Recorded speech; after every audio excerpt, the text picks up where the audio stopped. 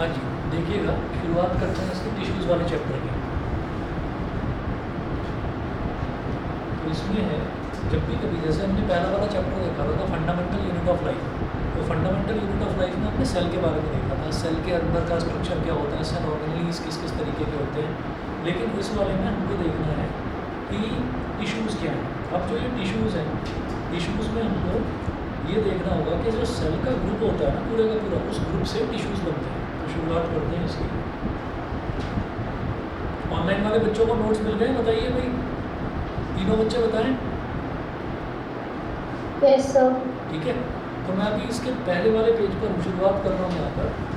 Tissue, a group of cells that are similar in structure and work together to achieve a particular function forms a tissue. Let us differentiate plant tissues from animal tissues. तो a group of cells that are similar in structure, तो एक group of cells जो कि अगर देखें उसको तो देखने में जो उसका स्ट्रक्चर है वो बिल्कुल सिमिलर दिखाई दे। सेल्स जो है वो एक जैसे से दिखाई देते चले जाते हैं। उनका जो ग्रुप है, जो सेल्स का ग्रुप होता है, उसी को हम टिश्यूज़ बोल देते हैं। अब दो अलग अलग तरीके की टिश्यूज़ होती हैं। हम ये कहेंगे कि प्लांट्स की जो टिश्यूज़ हैं वो अलग तरीके की होंगी और जो एनिमल्स की टिश्यूज़ हैं बिल्कुल अलग तरीके की होंगी। ज़रा देखते हैं, सबसे पहले प्लांट टिश्यूज़ की बात करते हैं। तो इसमें है प्लांट्स आर स्टेशनरी और fixed, they don't move. Plants जो हैं वो या तो प्लांट्स जो हैं वो स्टेशनरी है। स्टेशनरी यानी कि रुके हुए हैं, फिक्स्ड हैं, वो मूव नहीं करते। ठीक है, तो most of the tissues they have are supportive which provides them with structural strength. तो प्लांट्स जो है वो स्टेशनरी है। स्टेशनरी का मतलब ये होता है ऐसी चीज़ जो कि रुकी हुई है, जो कि स्टेबल है, ठीक है, या फिर फिक्स्ड है। तो उनको हम ये कहेंगे कि दे आर वेरी सपोर्टिव, बहुत सपोर्टिव होते हैं। And they gives plants structural strength, वो प्लांट्स को स्ट्रक्चरल स्ट्रेंथ देते हैं। प्लांट्स जो हैं वो मजबूती से जो खड़े रहते हैं वो अपनी टिश्यूज़ की वजह से खड़े रहते हैं। उसके बाद एनिमल टिश्यूज़ का जो फर्स्ट पॉइंट है वो है animals on the other hand move around in search of food, mates and shelter. They consume energy as compared to plants. तो एनिमल्स जो हैं, एनिमल्स फूड की तलाश में, वाटर की तलाश में, शेल्टर की तलाश में, इन सब की तलाश में इधर उधर घूमते रहते हैं एनिमल्स। प्लांट्स को तो किसी चीज़ की ज़रूरत नहीं होती। प्लांट्स तो जहाँ पर आपने फिक्स कर दिया, प्लांट्स तो हमेशा वहीं पर रहेंगे क्योंकि वो मूव ही नहीं कर सकते। एनिमल्स मूव कर सकते हैं। तो जो एनिमल्स हैं, एनिमल्स क्योंकि मूवमेंट दिखाते हैं, एक जगह से दूसरी जगह तक जाते हैं, तो they consume energy as compare to plants. Plants के कंपैरिजन में जो एनिमल्स हैं वो ज़्यादा एनर्जी कंज्यूम करते हैं। इसमें क्लियर, ठीक है। उसके बाद सेकेंड पॉइंट देखेंगे plant tissues. Most of the plant tissues are dead since dead cells can provide mechanical strength as easily as live ones and needs less maintenance. तो हम ये कहेंगे most of the plant tissues are dead. तो जो plant cells हैं, plants के जो ज़्यादातर जो टिश्यूज़ हैं वो डेड होते हैं, ठीक है, और वो स्ट्रेंथ प्रोवाइड कराते हैं प्लांट। जैसे फॉर एग्जांपल अगर हम बात करें कि अगर एनिमल टिश्यूज़ की बात करते हैं तो एनिमल के जितने भी एनिमल्स के जो टिश्यूज़ हैं वो ज़्यादातर लाइव होते हैं और प्लांट के टिश्यूज़ जो उनको स्ट्रक्चरल स्ट्रेंथ प्रोवाइड कराते हैं। फॉर एग्जांपल एक प्लांट है, उस प्लांट का जो एक्सटर्नल स्टेम है, उस स्टेम के बाहर आपने देखा होगा बहुत हार्ड कवरिंग होती है, हार्ड कोटिंग होती है। उस कोटिंग को आप किसी चाकू से या किसी काटने वाली चीज़ से आप उसको काट कर उखाड़ कर देखिए, तो जैसी वो हार्ड पहले थी वैसी ही हार्ड वो अब है, वैसी ही हार्ड वो एज इट इज़ बाहर निकल कर आ जाएगी और उसके अंदर से किसी भी तरीके का कोई लिक्विड बाहर नहीं निकलेगा, ठीक है। तो वो हार्ड होती है, यानी कि वो सेल्स जो है वो डेड हो गए। इसी तरीके की हम बात करते हैं, अपने बालों की बात करते हैं। तो जो हमारे बाल हैं उन बालों को हम काट सकते हैं, तो काटने पर कोई ब्लड नहीं निकलता क्योंकि बाल जो है वो डेड सेल्स होते हैं। इसी तरह से प्लांट्स की जो मैक्सिमम जो पोर्शन है वो डेड सेल्स ही होता है। उनको अगर आप काट देंगे तो उसमें से कोई ब्लड या किसी भी तरीके का कोई लिक्विड नहीं निकलेगा, ठीक है। हालांकि अगर फ्रूट्स काटे जाते हैं तो उसके अंदर से पल्प निकलता है, अगर लीव्स को काटा जाता है तो उसके अंदर से भी मामूली सा लिक्विड निकलता है।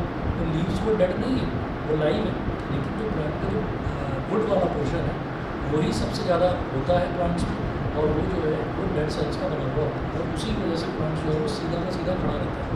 Structural strength, rigid supportive strength जो प्लांट में आती है वो उसी वजह से आती है, डेड सेल्स की वजह से। आगे देखेंगे सेकंड पॉइंट एनिमल टिश्यूज़ का। Most of the animal tissues are living. तो ज़्यादातर जो एनिमल टिश्यूज़ हैं वो लिविंग होती है। लिविंग का मतलब समझ गए भाई, उनमें आप किसी भी टिश्यू को अगर आप कट करने की कोशिश करेंगे, डैमेज करने की कोशिश करेंगे तो ब्लड उसमें से निकलेगा। यही सबसे बड़ा एग्जाम्पल है इस चीज़ का कि जितने भी टिश्यूज़ हैं, जो एनिमल टिश्यूज़ हैं, वो सारे लिविंग, डेड नहीं होते।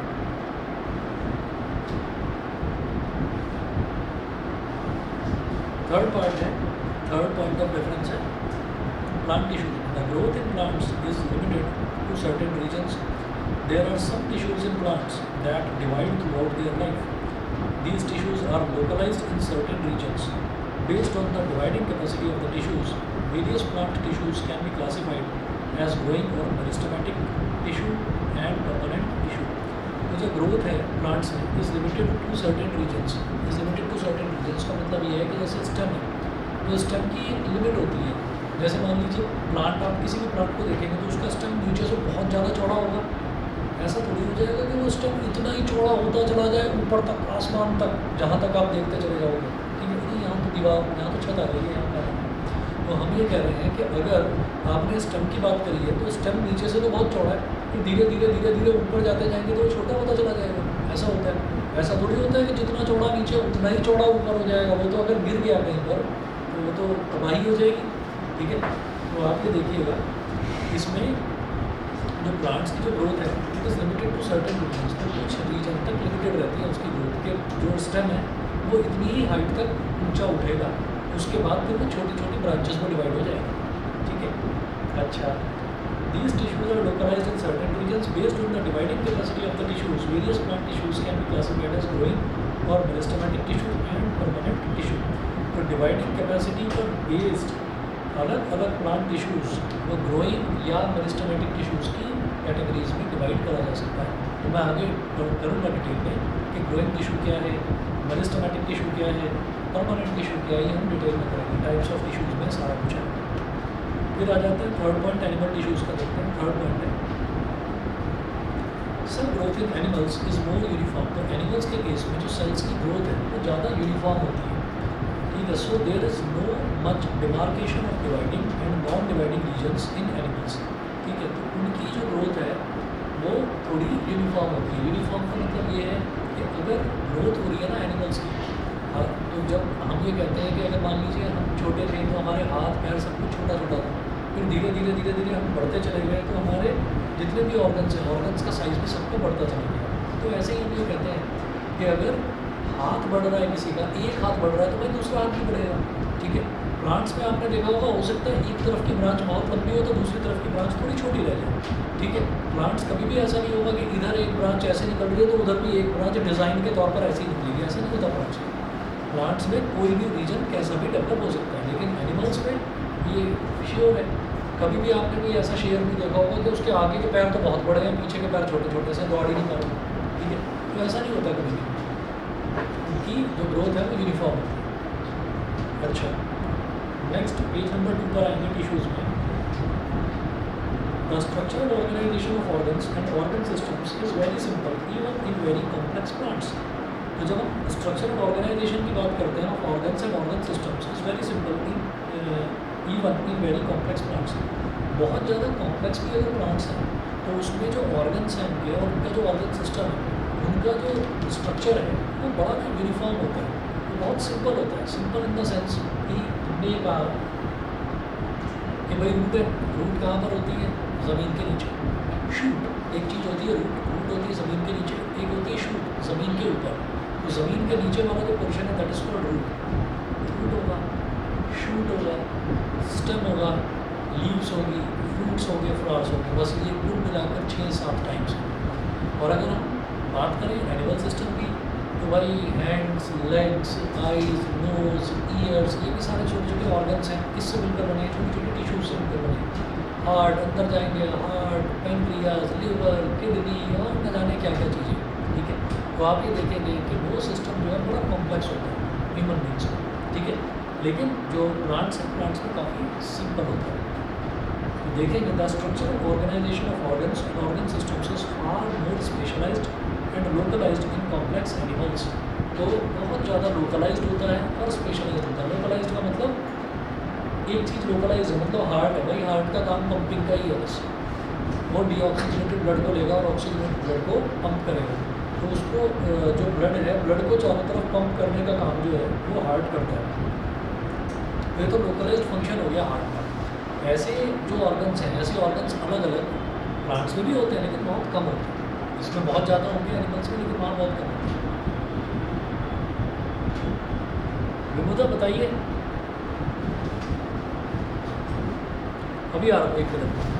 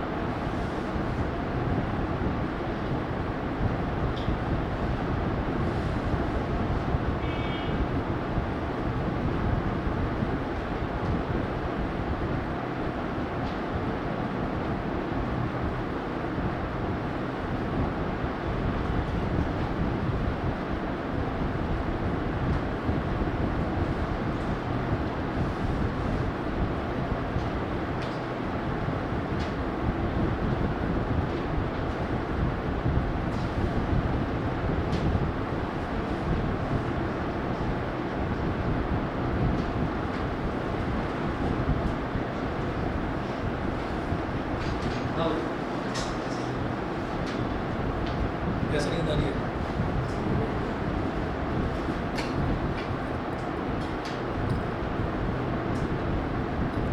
जब है plant tissues show sedentary existence. Sedentary existence का मतलब क्या है कि सरफेस पर भी एग्जिस्ट करेगा, सरफेस के नीचे भी एग्जिस्ट करेगा और सरफेस के ऊपर भी एग्जिस्ट करेगा। जैसे रूट हो गई, और जो सरफेस है जहाँ पर प्लांट लगा रहता है वहाँ पर भी एग्जिस्ट करता है, और सरफेस के ऊपर हवा में जहाँ पर सारे लीव्स वगैरह फ्लावर वगैरह रहते हैं वहाँ पर भी। और एनिमल टिश्यूज़ में on the other hand animals show active locomotion contributing to their different organ systems design. तो जो एनिमल्स हैं, एनिमल्स दिखाते हैं एक्टिव लोकोमोशन। एक्टिव लोकोमोशन का मतलब क्या है कि एक जगह से दूसरी जगह तक ट्रांसपोर्ट, एक जगह से दूसरी जगह तक आना जाना, ये जो प्रॉपर्टी है, ये एनिमल्स ही शो करते हैं। सही है। अच्छा जी, इसके बाद में फिर प्लांट टिश्यूज़ है, और प्लांट टिश्यूज़ पे डिटेल में नेक्स्ट क्लास में देख लेते हैं। ठीक है, आज इतना ही कर लीजिए आप, और मैं भी इसकी कोशिश करता हूँ कि प्रिंट आउट वगैरह निकालता रहूँ ताकि पढ़ने में थोड़ी आसानी रहेगी।